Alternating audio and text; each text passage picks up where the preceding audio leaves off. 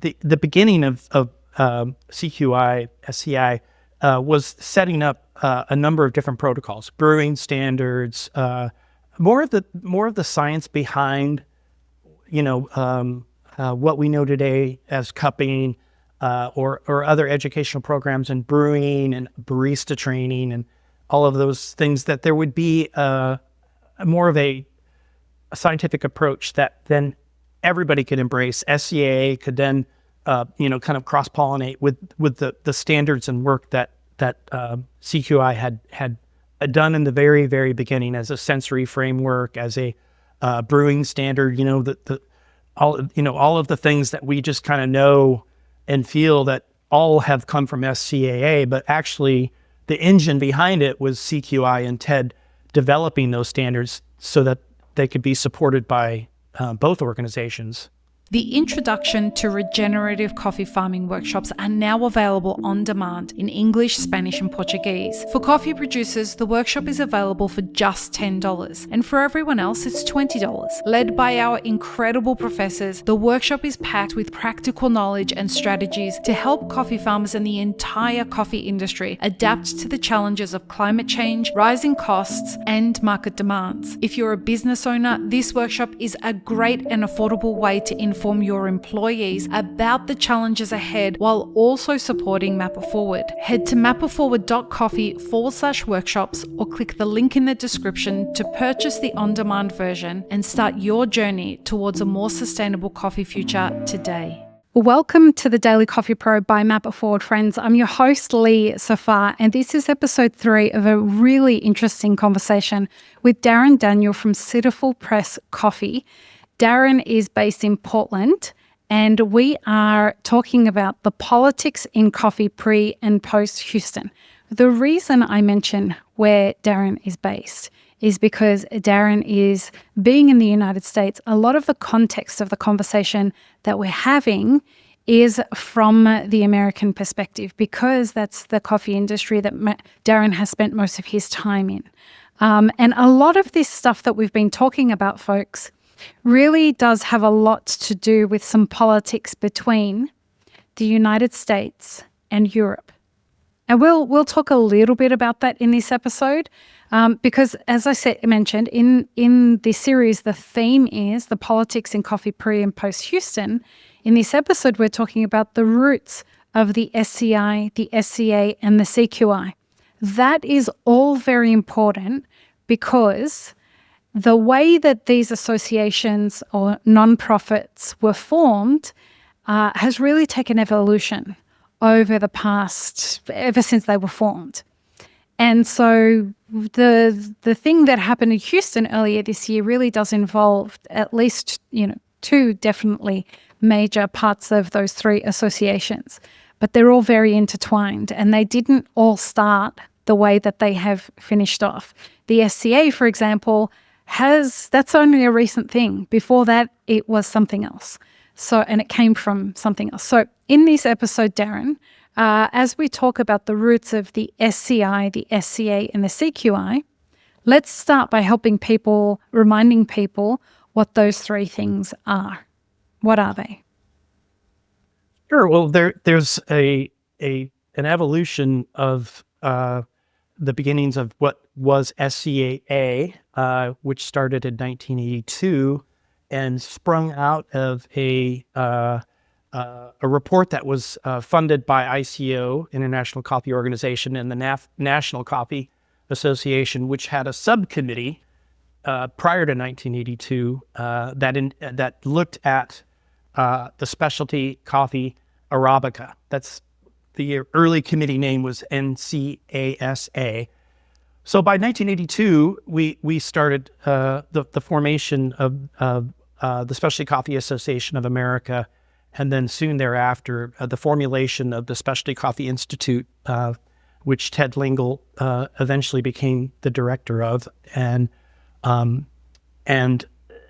the idea of those 2 organizations being wedded pretty closely together was that one was really focused on trade, expo, education, for primarily retailers and operators, and then the scientific research branch of Specialty Coffee Institute, and later renamed Coffee Quality Institute to focus on science, protocol, research, eventually country project work.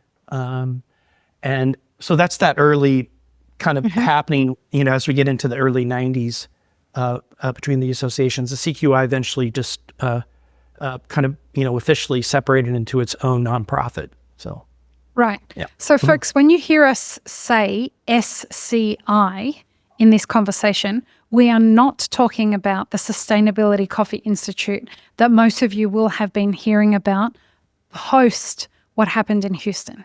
We are talking about, what was it called? The Specialty Coffee Institute. That was Institute, 1996. Specialty Coffee, 1996. So when we refer to the SCI in this conversation, that's what we're talking about. Now, I want to help you guys understand why we're tracking through this series the way that we are, right? So in the first episode, we gave you a map of the history of specialty coffee and how it evolved over very general history over 30 years. Okay. In the second episode, what we talked about was what NGOs and nonprofits do for producers, and the fact that despite the fact that there has been all this effort put into helping producers, there's still a major gap. We haven't really fixed the root cause of the problems that exist. And in this episode, we're talking about the associations that really were born to fix things. And a lot of those associations have evolved. These nonprofits have evolved over time to get to where they are today. And so we're specifically talking about the SCI, the SCA, and the CQI, right? So very quickly, how did the SCA become the SCA? Well, it as I understand it, it came out of a group of pioneering members, Erna Knudsen, Don Schoenholt, and Ted Lingle, representing different, let's say, West Coast and East Coast. They were roasting companies on the East Coast, like Gillies and Don Schoenholt's company, and then Ted and Lingle Brothers, his family coffee business on the West Coast, and of course Erna being based in San Francisco, and the beginnings of her import business, came together out of the study that was done and supported by NCA to charter bylaws and a project to try to basically fundraise 30 roasters. They ended up getting 33 roasters, all to kick in $100 to form what would then be the SCAA. So that's the origination of it. And the need was that there were a growing amount of coffee companies across the U.S. that were just beginning. And many of these companies did not have resources for protocols around extraction of brewed coffee, espresso, what are the standards around heating milk, and just all of that hadn't really been developed. That was the mission, was to take that educational aspect of it, and then as well the trade association side of it, which was what would be Expo, is to bring people together, create education environments, and let that be a service. And it's interesting because in other alliances or organizations that are committed, let's say that like the Milk Advisory Commission, that's actually the model that SCA was using. What was different about it was that many of these other trade associations would not want to share knowledge because it's their competitor. This was different. What the SCAA was trying to do was to say, we are all going to be stronger if we learn together. We're going to pass this information and education on to the next generation of companies that will be able to benefit from the steps we're taking. So it was very uncommon, and it's still true today that I see that as a pinnacle of what SCAA was able, and SCA now was able and is able to do in terms of its directive. Yeah. And the CQ, so if I understand you correctly, the SCA was developed the SCAA was developed to help on the consuming end of the market, to help businesses cultivate standards, to understand what specialty coffee is, even though that definition has evolved and become somewhat lost altogether. But that was developed to support the consuming end of the market, correct? Almost exclusively. I mean, there was an emphasis on supporting importers too, so that's a thread in. I mean, that is serving the end user, so to speak, the roasters and the retail sector. So there was that element, but it primarily was focused on it's the consuming side, let's say. Yeah. Okay, so why is it? And you don't speak for the SCA. Your main kind of work with non-profits has been as the executive director of Cup of Excellence, or of ACE, which runs the Cup of Excellence competition, right? So I'm not asking you to speak for the SCAA or what is now the SCA, but doesn't it beg the question that if you're a trade organization, that you're dealing with the entire supply chain of trade? That may be a silly question, but I'm confused by that. Yeah, I mean, if we paint that analogy of the Milk Advisory Board, its primary mission as an association was to focus on consumers as a trade. So it wasn't necessarily lobbying well, maybe it was lobbying later in its growth as it's gotten bigger, that's a different approach than what the question I think you're asking is, shouldn't it encompass the entire, let's say, seed supply to cup? chain? Yeah. Well, and I guess if you're using the Milk Advisory Board, the problem there is that consuming is at the same origin of the product that you are trading. So you're not producing milk in Panama and consuming it in California.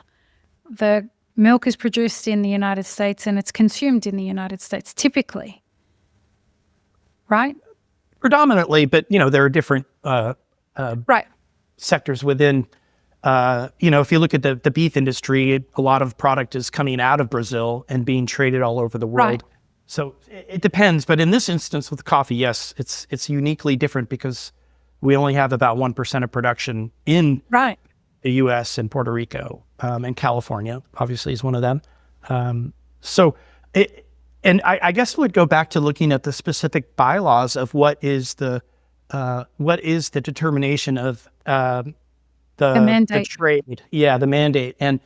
Or does the mandate then partner with another organization that has a different extension that might be more of an internationally focused, more on the actual producer exporter side of the business equation? Yeah.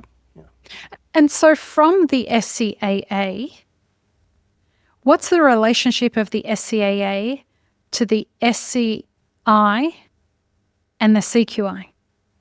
Sure. And just keep in mind that the SCI was only named what it was for 3 years. So then by 1999, it just became. I don't really know exactly why the name change, but it probably better served and differentiated itself from Specialty Coffee Association, right? Like, that word could be confusing. So I'm sure that there was some idea of that. And around the same time, there was an idea that CQI could formulate different programs, one of which was the Q-Grader program, which was their most successful program for the most part, historically.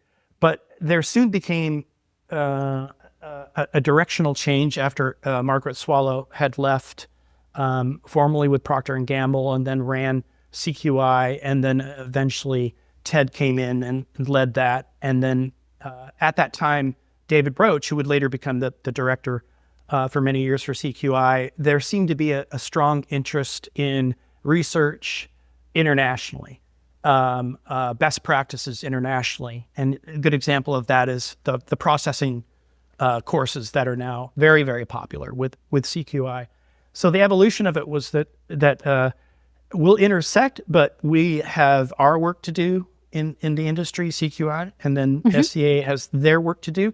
But where the educational aspect kind of got a little confusing is that most of the students for the Q grader were in consuming countries. They were not in producing countries, and that was not a national. That just happened. I don't think it was planned, but it happened, and that then led to some areas of defining who's doing what. We have this common form, and we're applying it in different activities internationally for teaching, nationally for teaching, right? So, but using the common form as the thread.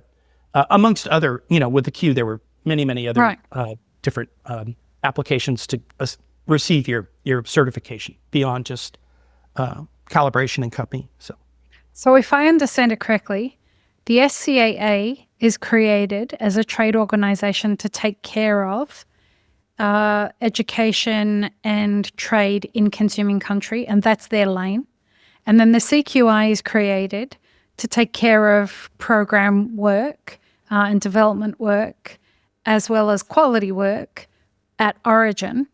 They create a program that is focused on quality, and for whatever reason that takes off in consuming countries rather than in producing countries.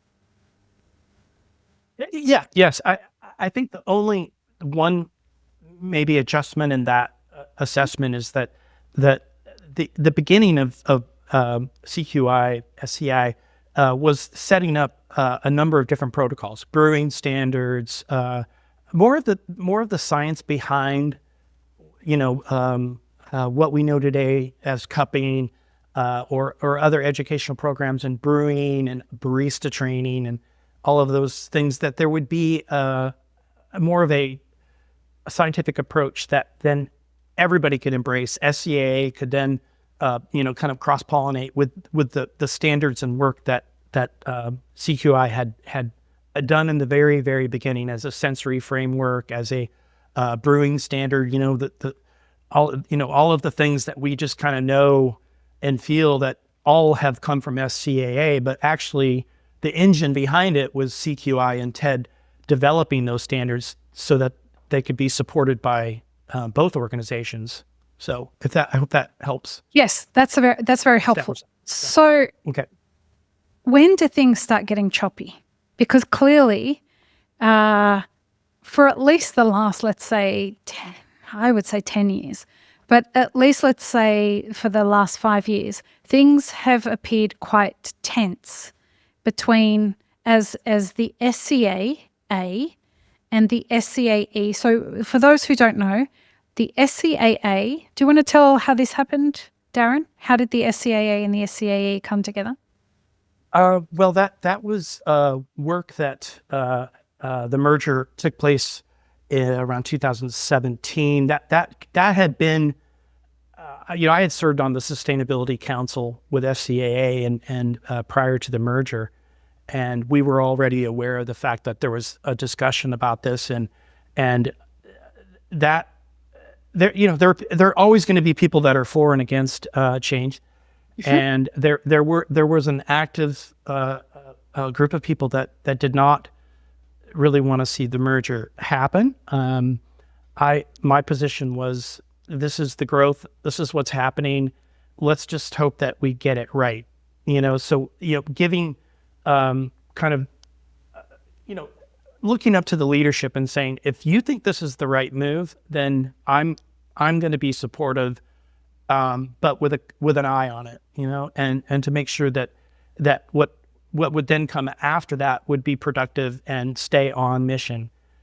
So I think maybe the rub was that those that were against it and voted against it in the membership felt that it was going to forever change the mission of SCAA at that time. And this is also at the time when the Barista Championships and all of the other championships started to really expand globally. And where World of Coffee, which is happening, I think, here this week in Geneva, was also an expansion of more exposure, trade shows, globalization of the organization itself in that merger. Yeah. Right. So SCAE, which is a Specialty Coffee Association of Europe, merges with the SCAA, the Specialty Coffee Association of America. It becomes a global organization. And that's around the time that we start to see a lot of the commercialization of things like trade shows and competitions and things like that. And we started to see this massive expansion of the marketing around getting people to these trade shows. We started to see huge sponsorship. We started, when we came closer towards the pandemic, and in the pandemic, we started to realize that the SCA had started talking very openly about the fact that they didn't have enough money to survive for 6 months. And so they were going to transition their business model to being very firmly focused on making sure that they could, and Yanis came and said it on this podcast, we're going to be focused on making sure that we have enough money to offer competitive salaries and we have enough money to keep our business running for a minimum of 6 months. While that was happening, how do we get from, like, obviously there's a lot of people in the industry that are very pissed off at the commercialization of a lot of this stuff. But what is happening concurrent to that with the CQI? Well, I as far as the nature of that, the recent change and handoff was already, I don't think it was, certainly not a known step. I think, having been at ACE during that time, I had served on an advisory committee for the CVA forum, knowing that we would, Cup of Excellence, we have our own forum, and that actually was done by George Howell, the co-founder of Cup of Excellence, and it came out of a need to want to reframe a forum that was more focused on how competitions are structured, and also on a couple specific attributes that on sweetness that were altered and changed. So there was that kind of element of like, no, we're going to do our own thing. So I think as we look at the transfer, let's say, of and the evolution of the CVA forum, my thought was, as an industry representative and a leader for an organization, I want to be aware and support what SCA is doing, but our stance at that time was that we'll continue with our forum. That's just what we're going to do. And as I understand it, it's a little confusing because I see press releases saying that the Cup of Excellence is actually moving to the CVA over a period of time. But then I've also heard that that's not true. So I don't know. So there's that whole other element too. But I think that the Q instructors are where a lot of the agitation and friction is happening, and how it evolved time-wise, obviously. Mm-hmm. So I think it kind of added to an existing sentiment of more transactional behavior within SCA and the industry itself. I hope that I answered that correctly. You did. I appreciate you helping us understand that, because there is a lot of confusion out there about when people say we're sunsetting the 2004 cupping form, and no one else is going to be using the 2004 form. Everybody's going to be going towards the CVA. Is Cup of Excellence going towards the CVA? What happens? Like, this is not a law, folks. Like, you can use whatever fucking form you want. I don't know how many times I have to say that, but you are not beholden to use any form. You never have been. I know that there are many places around the world that didn't like the 2004 form, so they came up with their own version. Nothing has changed. You can still continue to do that. Am I right, Darrin? Yeah. I mean, there, if you look at Propster, for instance, you can select on your dropdown what form you want to use. So to me, that looked like an open source from that perspective, and I see that people are able to make the decisions they want to make.